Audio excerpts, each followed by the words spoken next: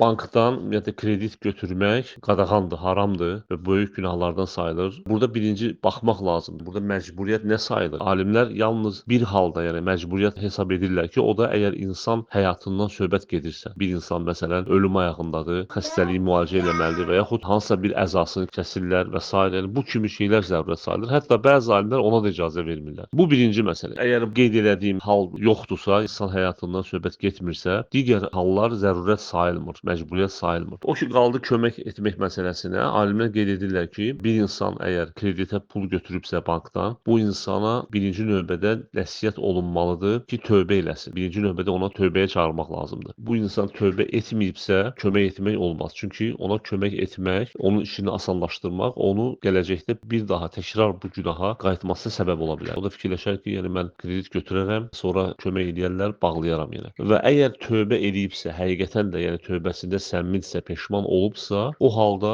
bəli, ona kömək etmək olar. Hətta bəzi alimlər qeyd edirlər ki, əgər insan özü çətinliklə də olsa onu verməyə qadirdirsə, onda kömək etmək olmaz ona. Çünki o çətinliklə versin və bu ona bir növ dərs olsun və ibrət olsun ki, yəni bir də bu işə qayıtmasın.